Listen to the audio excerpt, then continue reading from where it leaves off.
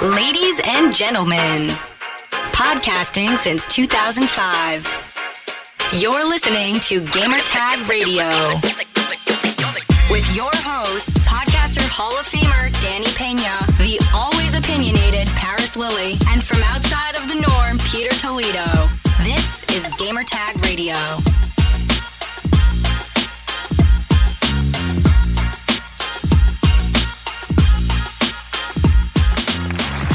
Welcome to Gamertag Radio. This is your host, Danny, and also joining me, my co-host of the show, Paris. What's going on, man? What's going on, man? How you doing? Good. I thought today was going to be, kind of slow. But usually we do this, like, emergency podcast once in a while when there's, like, a big announcement. And I think this is an announcement that I think we should definitely talk about in a few minutes about. Bethesda just announced that Machine Games working on a new Indiana Jones. And we don't know the date. It just was a teaser. But there's a reason why we want to talk about this. So give us a couple seconds here. But first, head over to gamertagradio.com. You can also listen to our past episodes, and you can find us on any podcast app. All you have to do, just search for Gamertag Radio, follow us, subscribe, and get all the content twice a week. And yeah, get ready, man, because 2021 is going to be a crazy year when it comes to content. Also, if you would like to be part of our fan mail or fan mail segment or episode, here's how you can contact us. Send us your feedback or questions. Give us a call at 786-273-7GTR. Email us at fanmail@gamertagradio.com or leave a message on speakpipe.com/gamertagradio. All right, so Paris. Interesting announcement today, huh? From Bethesda. So, I mean, I know Xbox probably knew about this for a while because last year was announced that Xbox acquired Bethesda. So there's a lot of unannounced games that is coming out in the future for the publisher, and multiple studios are there. But this is going to be a benefit, like a huge thing, good thing for Xbox. So the conversation today has been, is this going to be exclusive or not? Or do you think it should be exclusive? So we had conversation, even in the last episode, we mentioned that Starfield should be exclusive. There's certain games, maybe MMOs, it makes sense to be multi-platform, right? In your opinion, and we're going to have the conversation from this, do you think this game should be exclusive? Because a lot of people bringing this up on Twitter especially. Look at Spider-Man, look at a couple other games. PlayStation could do it. Why not Xbox? So let's have the conversation from there, man. Well, I think it's important before we even get into that discussion to kind of back it up, because there was an announcement the day before that makes this relevant. Excuse me. Mm-hmm. So it was announced, I'll just say it, from Disney, that they are forming Lucasfilm Games, and that's kind of going to be just... Obviously, they're not... I guess you almost want to call them a publisher in a weird way, but that's kind of just the group for all the Lucas titles will fall under now. So obviously the majority of that's going to be Star Wars, but a lot of people forget Indiana Jones is also a Lucasfilm franchise as well. So that's going to fall under it too. So that got announced on Monday, and a certain friend of ours that we know that is working over there started teasing about, I can't wait for tomorrow, some stuff like, this is going to be a great day today to announce something. And then we got the Indiana Jones announcement, and it's Machine Games, and it's Bethesda. So diving into what you're talking about, what everyone is concerned, is this going to be an Xbox exclusive or not? I say no. And let me just lay out my case as to why I don't think it will be. It's pretty clear this deal was most likely done a long time ago, because it's also pretty clear bringing Lucasfilm Games, I guess how you say Lucasfilm Games, back into it.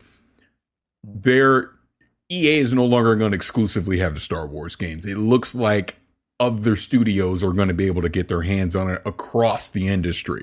So you got to think these deals were starting to get put in place, and it will not shock me to hear about more announcements of games coming from Lucasfilm Games in the near future, with all these other studios making said games. So with that said, this was probably a deal that Bethesda made a while ago, similar to what they did with Deathloop, similar to what they did with Ghostwire Tokyo, etc. Right?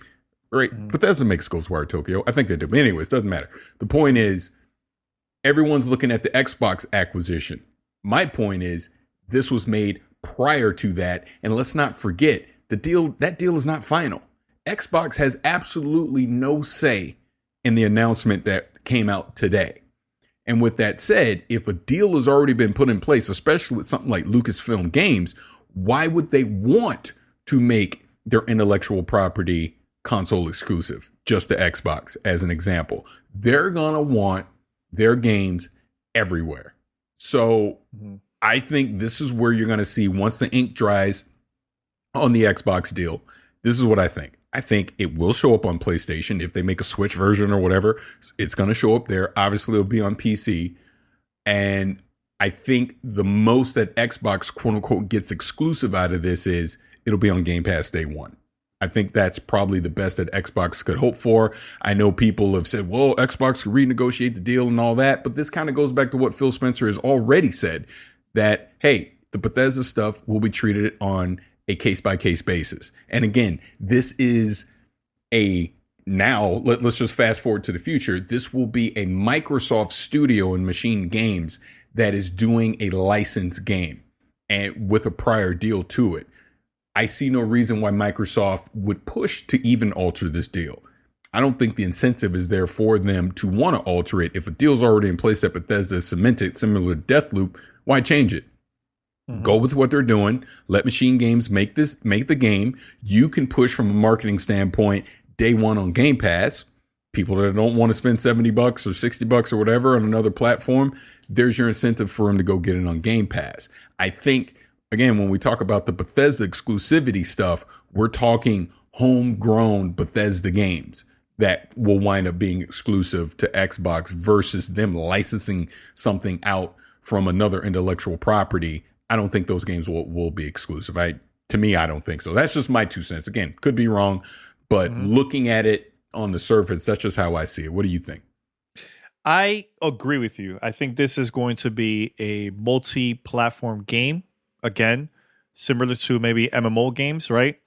But here's the interesting part, Paris, and maybe PlayStation is just waiting until it's like official, because PlayStation hasn't retweeted this announcement. Can I interrupt you on that?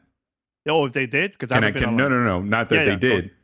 Yeah. Why would PlayStation want to retweet and promote the competition? Because look, for all intents and purposes, this is now coming from an Xbox studio. Yeah. That's how I look at it. And again, I could be wrong. Who the frick knows? Nobody knows. We're all obviously just speculating. We just got this news today. But that, to me, the fact that you saw no branding on that announcement, we just simply don't know. It's all left up to rumor and speculation. And clearly we saw Xbox tweeting about it, and I saw Aaron Greenberg talking about it, stuff like that. But I also say this, Xbox social team is top notch. It don't shock me at all that they would jump on something like this and celebrate it and start talking about it from an Xbox point of view, because look at what's happened. This is all people are talking about. Is it exclusive? Is it going to not be exclusive? What's going to happen? So I think that's just smart marketing, by the Xbox social team, if anything. Yeah, and you know what's the crazy part too? Xbox exclusive was trending on Twitter today. Yep. And that's you know what I'm saying? Yeah, so that's free promotion from them. Even if you agree, don't agree, people are talking. I think that's the most important thing. Now, let's go with what if, because we love doing this whole what if. Now, what if this is exclusive? Then what? Huge get for Xbox in that sense. I don't think it will, but like you said, what if? Yeah. If that did happen, kudos to them for securing this, because like a lot of people have alluded to, Indiana Jones could potentially be their Uncharted, right? Obviously similar vein, treasure hunter, the whole thing. So I get it. If they were to do it, I just simply don't think that's going to be the case this time, but that would be huge for them, which again goes back to the conversation we had on the last episode. This is why you spend $7.5 billion to acquire that publisher and get all their intellectual property and have those games and make the majority of them exclusive to your platform. Like I said, this one's a little different because technically this is a Lucasfilm IP, a Disney IP versus being a Bethesda IP. But yeah, if they were to somehow score that'd be great for the exclusivity of what Xbox is trying to do. I want to bring up two things that I just realized right now. One, we haven't seen an Indiana Jones game in years. I think since when? What was the last Indiana Jones game? Was it original Xbox?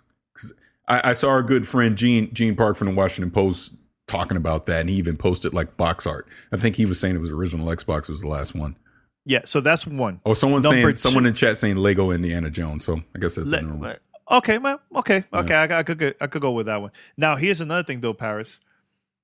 I'm not saying. Look, we both agree that this is going to be multi-platform, but like I said earlier, a few minutes ago, what if, right? Remember, even though this game was crap, there was a Star Wars Connect game that was exclusive. Because look, there is a strong relationship when it comes to Xbox and Disney. There's the 30 days free trial on Game Pass if you want to try out Disney Plus. Like I mentioned, there's the Connect Star Wars game, which is garbage, but so there is some type of relationship. Like, I wouldn't be surprised if Microsoft put down a lot of money just to get either a Tom exclusive or not.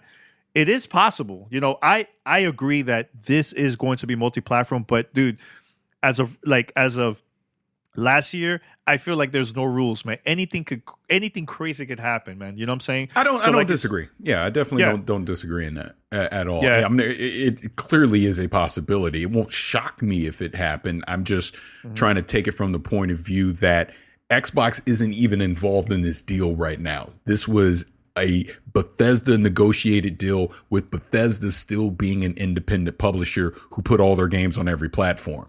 So probably when Disney, again, assumptions, when Disney approached them, it was under the assumption that this would show up on the PlayStation 5 as well as the Series X and on the PC and even potentially on the Switch. You know what I'm saying? So I don't see Bethesda for themselves negotiating an exclusive Xbox deal. Now, again, as people have pointed out on social media, sure, Xbox could come in and renegotiate the deal.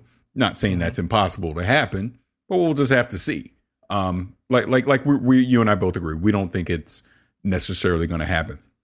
Let me say this though before we continue into this, because let's just talk about exclusives and all that. Because I noticed I've been catching it on Twitter because people apparently don't know how to freaking read.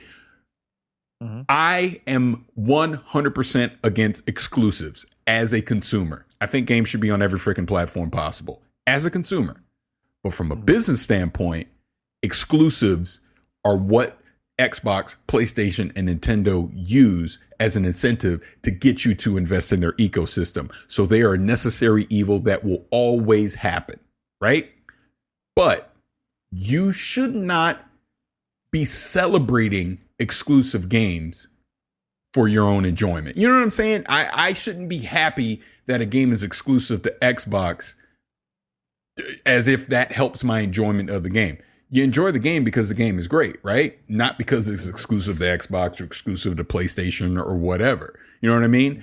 That's just one thing that I see out there that has started this whole, silly gaming nonsense on social media this morning about this. Xbox people, I hope it's exclusive. Yeah. And then PlayStation people mad, blah, blah, blah. It's like, dude, we're gamers. Just be a gamer. If it's exclusive, it is what it is. If it isn't, great. That's what I say, because that means everyone gets to play it. And that's how it should be. And if anything, since we're bringing the whole Xbox thing and acquiring Bethesda, you should be glad that potentially an Xbox games studio, I'm screwing it up, but a studio under Xbox is making a game that could show up on the PlayStation 5.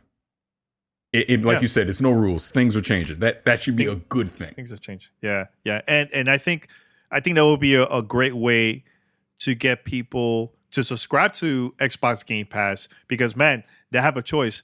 Pay $60 on PlayStation or pay a monthly fee. And even if it's like a $1 30-day trial, you could play that game for like a month and move on. Play on your phone, play on any multiple devices. So that's the good thing, man. Competition is good, man. No, 100% it is. I love this. Yeah. Absolutely. Yeah, but I think this is good, man. I'm excited for the future now. Now, here's the crazy thing, Pirates. Did you know when you watch the interview that Larry Larry Herd, Major Nelson had on this podcast with Phil Spencer, Tom Howard, and P. Hines. Yes. When they were talking about the announcement. It was in the background. No, it Tom wasn't. Howard. It wasn't? He debunked it. He said no. Oh, he said no. It looked like it was. Yeah, I know. I thought so too. But Todd Howard debunked it and said no, that wasn't the case. So just a happy coincidence, I guess. Well, I was gonna say it was just one of the statues from Indiana Jones. That's what we all thought. But because it was Jez from Windows Central. He was the one that posted that. I was like, is that what? So it's been in the background the whole time. We didn't even notice. You know? But that's cool. That's cool. But yeah, look, I see this as a good thing. I think that's great to see more announcements. And look, this game is not going to come out like in 2 years or so, maybe 3 years. I think it's going to come out. But I'm excited, and I'm excited it's Machine Games, man, because they made some great Wolfenstein. Yeah, the Wolfenstein series, which concerns me now, by the way. Wait, why it concerns you? Because I was saying last episode, I was thinking Wolfenstein 3 would be coming out this year. I hope that's still. I hope they're still working on Wolfenstein, and then maybe there's two teams. They're going to finish Wolfenstein, and then obviously there's the Indiana Jones team, and then they'll just go full development. I hope that's the case. I would hope this doesn't get in the way of another Wolfenstein. That's all. That's all I'm saying on that. But I mean, we'll obviously see. But I think I'm not worried about that because there is studios, example like Obsidian, that has multiple projects, right? Yeah. There's Playground Games that have multiple projects like Fable, and also maybe a potential new Horizon game from Forza Horizon game. So I wouldn't. You shouldn't be worried about that stuff, man. I think we'll be fine. When it comes to that stuff. Now here's the thing, Paris. We had this conversation, and I don't know if we mentioned this on the podcast. I can't remember exactly, but we had this full conversation about when do we think certain games is coming out from Bethesda that makes sense for the company, right? For the publisher. So we said potentially maybe an announcement that's official now with Xbox and Bethesda. Spring. I thought it was going to be summer, but you said spring, right? The papers, the final papers. Yeah. So because we talked about it a little bit on the podcast. So basically, at any point from February until June, that deal can be finalized. Okay, so it could be spring, it could be May, June, summertime, whatever. So, all right, so that's cool. So, I thought that Starfield might be the first game to coming out at the end of the year, maybe potentially October, and then November will be Halo Infinite, right? You're saying that Wolfenstein might be the first. Why do you think?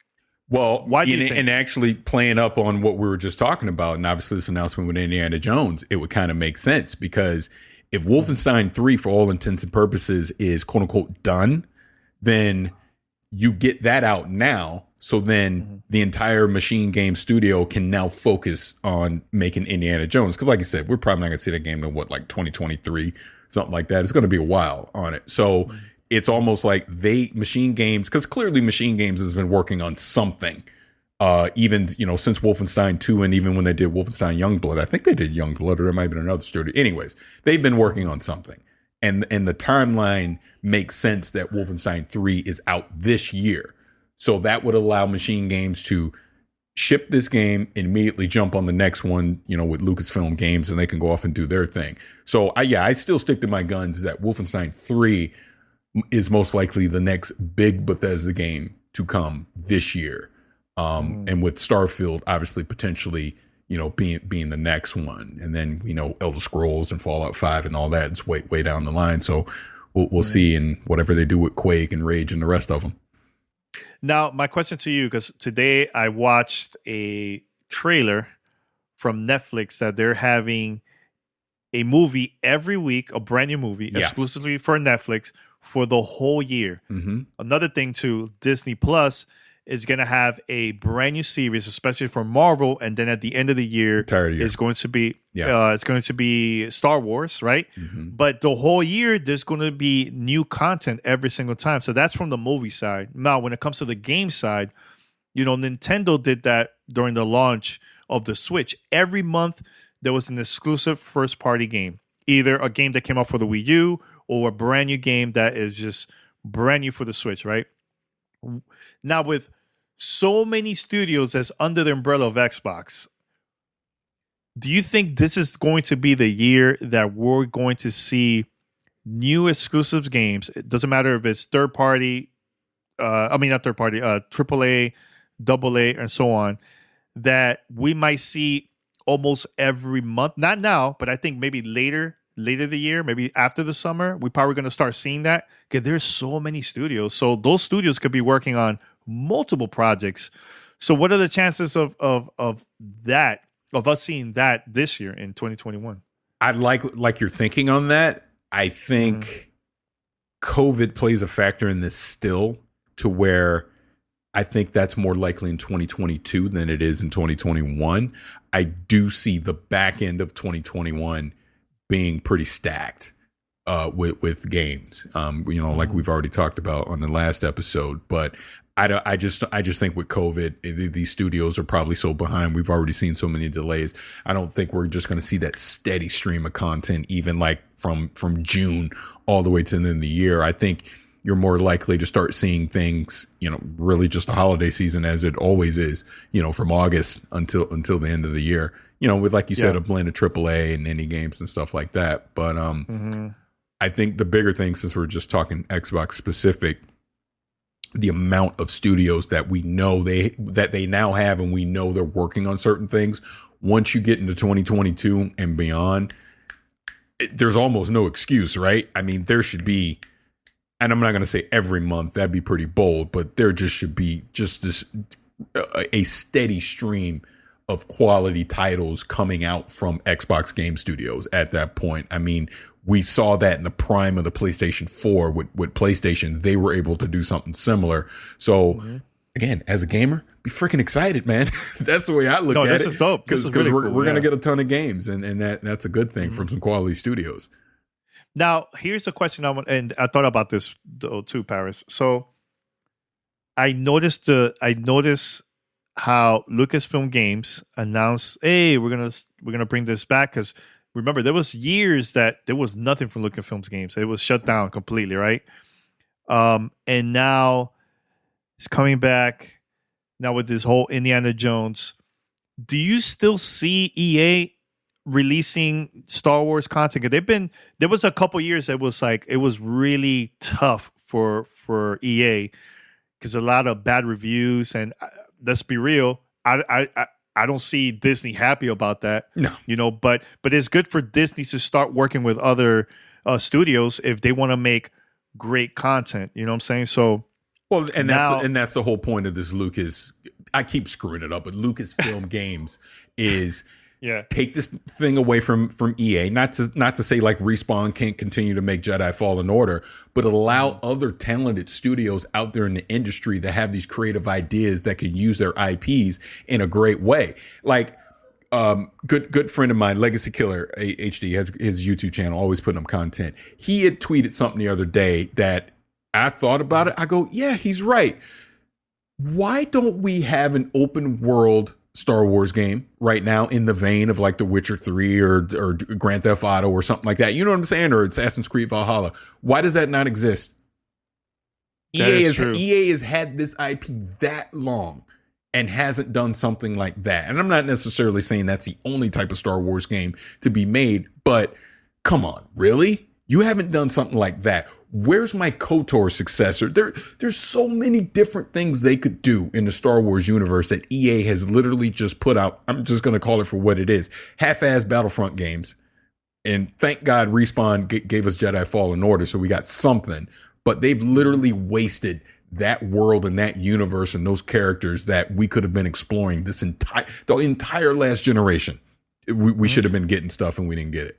Well, there is the New Republic game. It is an open world, but that's an MMO. You're talking about more Witcher 3 open world, Zelda. Yes. Yeah. Yeah. I'm not. No. You're New Republic. No, you're thinking that's like oh my God, like World of Warcraft. I'm not talking about that. No. I'm talking like The Witcher 3 or Assassin's Creed Valhalla or Cyberpunk. I'm talking something like that. Where's that game? Mm-hmm. You know, and obviously, dude, we obviously see this stuff. Why?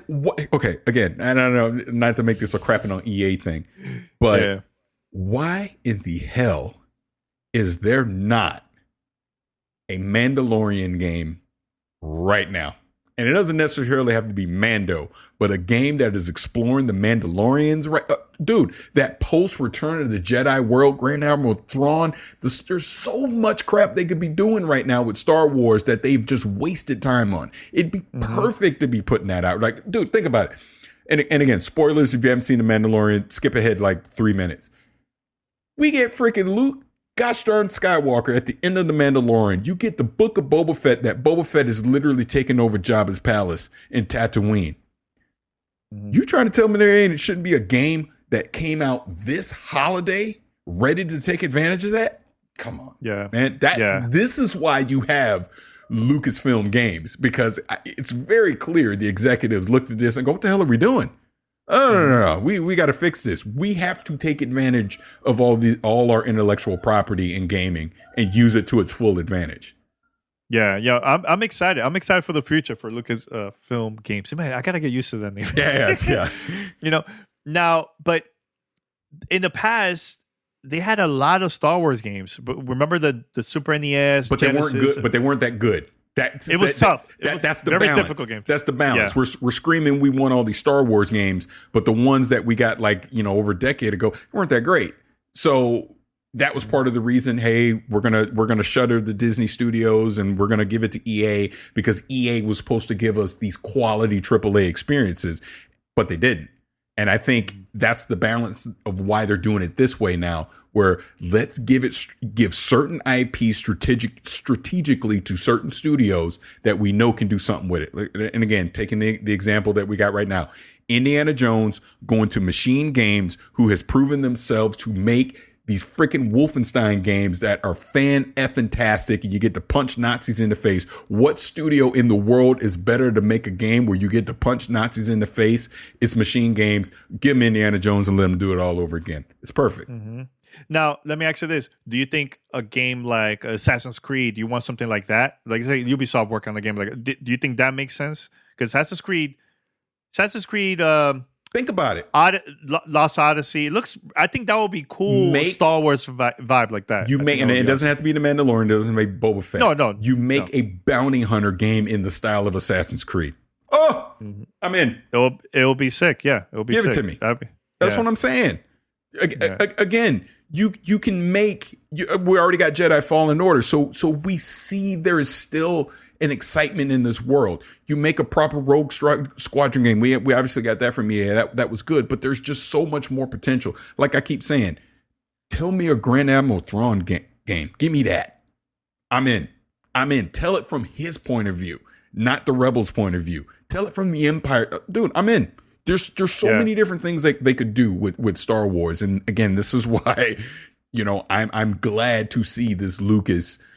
Damn, it's so hard to say his name. Lucasfilm Games come into existence.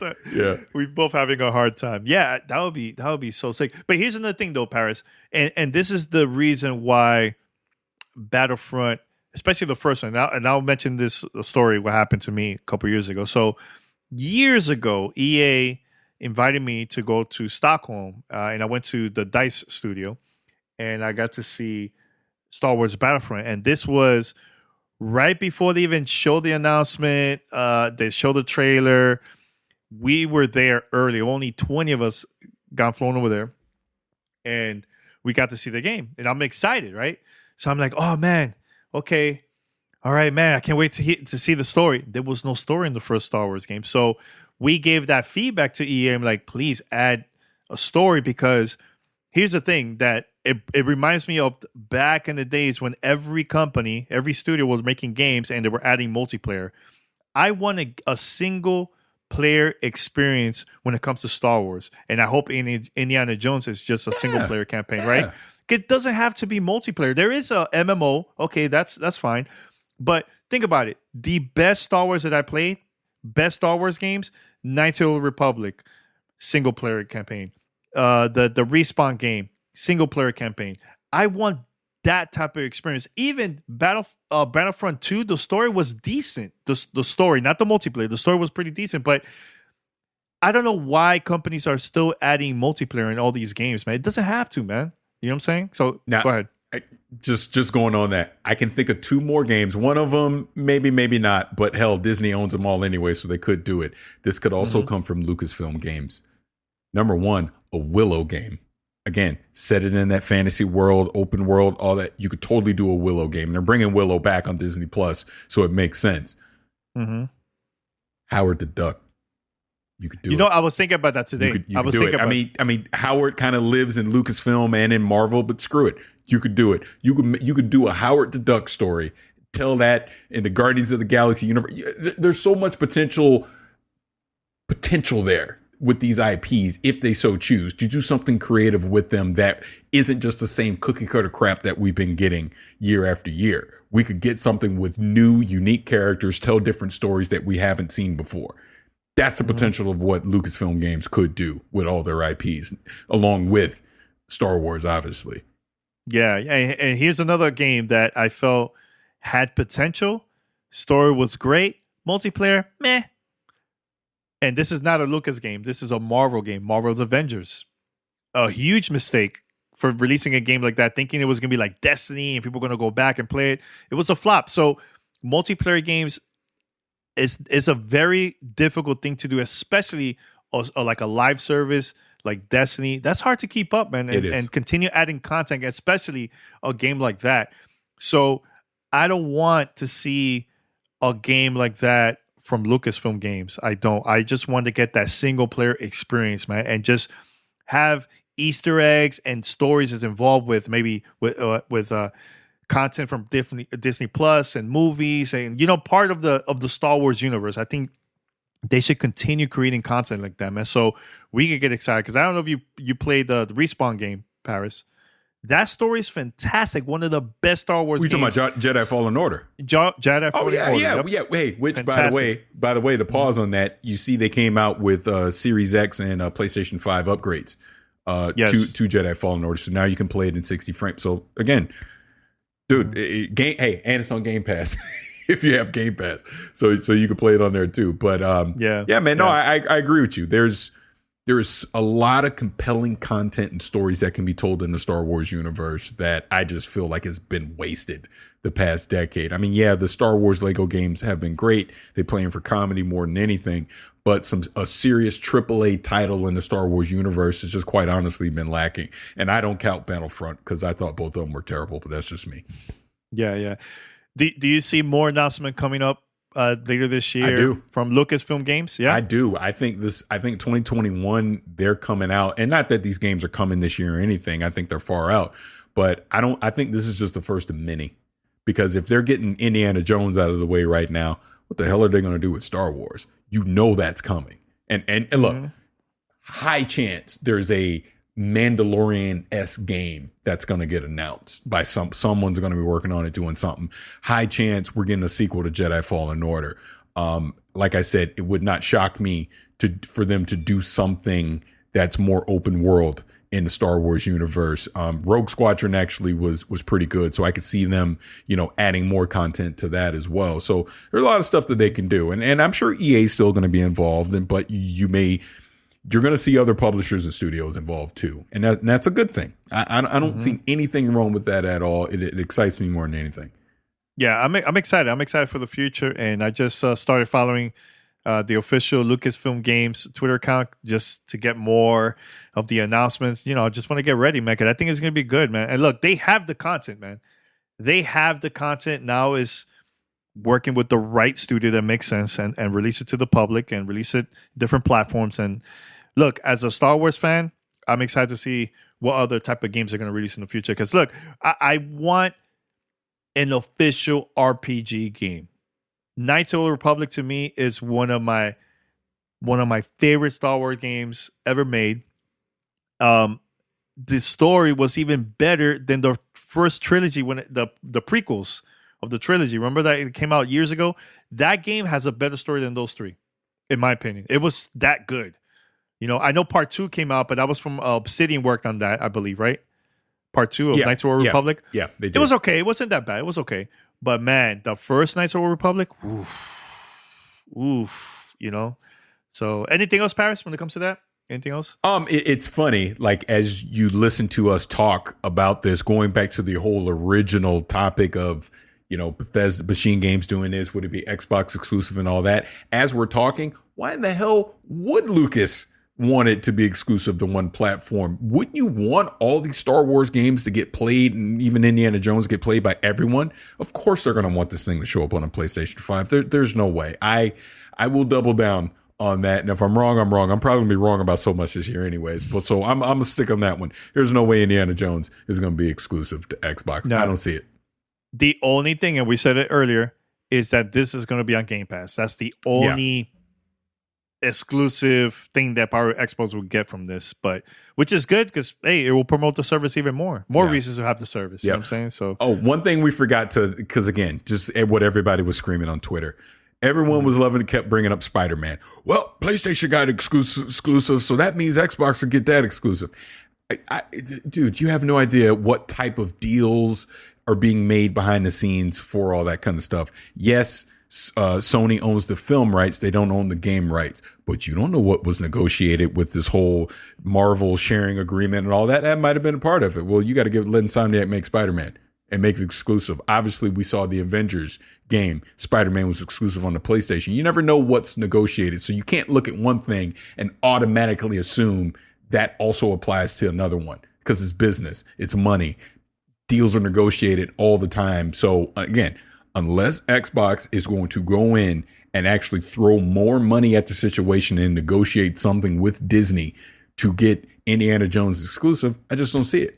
I really don't. I don't think you can look at Spider-Man and apply that same analogy to what potentially Xbox would do in Indiana Jones. People are going to say this, Paris. So like, oh, but wait, so that means Starfield is also going to be multi-plat and so on, Fallout and so on. So if that game is not exclusive, then all those games are going to come up for every single platform. So what is the difference? People are going to say that. Here's my hope for 2021. And I'm just going to say it out to the universe. I'm going to say it on video. We might clip this, put it on Twitter, more people see it. Say this to the universe. When the Bethesda deal is final, when it is 100% an Xbox, they own it and they can freely talk about it and all that. My hope is when they're ready to talk, we can get Matt Booty on this podcast and ask these questions. Not that they got to reveal things but let's talk about how they're going to handle the exclusivity. What is a case-by-case basis, all that stuff, because I think that's a very important thing Xbox should do right away is explain how they're going to handle Bethesda moving forward so people can set expectations accordingly. I think that's fair. You know what I mean? Mm-hmm. If we're going to get Fallout, Elder Scrolls, and Starfield, if we can only play those on Xbox platforms, talk about that right away. Let people know right away. Don't play secrets and no cute marketing and all that. Just say it. But if that's not the case, say that too. So people that are on PlayStation can have an expectation that these big IPs will show up there. That's all. I would love to have that conversation and just understand their philosophy on this acquisition and how they plan to use it moving forward. Mm-hmm. And right there, promote Game Pass with it, with that announcement. Only on Game Pass or something like that, So it's good. It's good. I think this was a great conversation, man. This was like super last minute. Woke up today. I'm like, oh, let me check out Twitter and everything, and then I see Bethesda trailer. I'm like, oh snap! Yeah. This is huge. This is huge. We got to talk about it. So I hit up Paris. Hey, let's have a emergency podcast. This happens once in the blue moon. You know what I'm saying? So I hope we could do more of this in 2021, Paris. So one last thing. I'm going to break the fourth wall because since Mandy wants to be a smart butt in the chat, she goes, well, what if it is a case-by-case basis? Now what? This is what I say. That's not good enough to say that. Seriously, I don't think Xbox should just get away with saying, oh, it's a case-by-case basis. What does that mean? What does a case-by-case basis mean? So you're telling me Starfield, you're going to consider putting it on a PlayStation 5 individually compared to some AA game that Bethesda potentially could make. Is that truly a case-by-case basis? Clarify it. Again, so your consumers can actually understand and set expectations accordingly. That's all. You're listening to Gamertag Radio.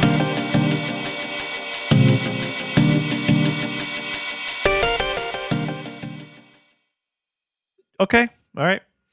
I think I think we're going to find out more about this later this year. Right now, we just look. There's certain things that Microsoft can't say because the paperwork is not done. It's not 100% yet. Once it's 100%, then when it makes sense, that's when they're going to start talking. But like I know you mentioned Matt Booty, Paris, but I really doubt once the papers is signed, okay, they're going to come to the show and be like, okay, so this game is going to come exclusive. This game is not. Yeah, it's not going to happen. Yeah, of course, it's not going to happen. The ink. All right, we're going on Gamertag Radio. Let's talk about this. No, I mean, like obviously, whenever they're marketing, whenever the time is right, I would expect. Let's put it this way: I would expect whatever they do to replace E3 this year and have their big blowout announcements. By then, they're going to own Bethesda, right? So they're going to have some kind of announcement during that reveal. And maybe they clarify it all right then and there. But if they don't, it'd be really nice because remember, like last year, we interviewed Aaron Greenberg, stuff like that. It'd be nice after that event, then we could interview a Matt Booty. Again, I'm really pushing Matt Booty. I want to talk to Matt Booty. But, let's go Matt Booty. Let's make it happen.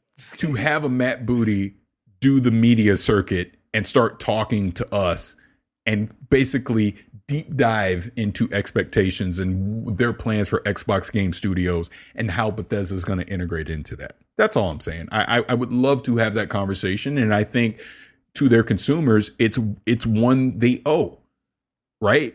Like, I think they've been so aggressive with acquiring all these studios. Okay, lay out the roadmap for what the hell you're going to do with all of them. Let us know. That's all. No, I totally agree. Totally agree. And hopefully we will talk more once we hear more announcements. And look, who knows what's going to happen from now to the end of the week. There might be more announcements of random things. So if that happens, we're going to talk about it in the next episode because, I think this was cool to, bring back the emergency podcast and, record this and everything. Absolutely. So, yeah. So anything else, Paris, before we wrap it up? I think that's it, man. Yeah. And if you agree or disagree, hit us up. Hit up Paris on Twitter. Hit me up on Twitter. Or, send us a voicemail and we'll play on the podcast and tell us, do you think it's going to be exclusive or not and why? Make it short, less than 30 seconds or so. I think that would be perfect, right? All right, so we're going to wrap it up here. Thank you for listening to Gamertag Radio. Make sure to listen to our past episodes. You can find us on any podcast app. All you have to do is just search for Gamertag Radio. Follow us, subscribe, or even post a review. That will help us out a lot. And share with your friends. Tell people about our show. That would be really, really cool if you could do that too, man. Also, if you would like to be part of our fan mail segment or episode, here's how you can contact us. Send us your feedback or questions. Give us a call at 786-273-7GTR. Email us at fanmail@gamertagradio.com or leave a message on speakpipe.com/gamertagradio.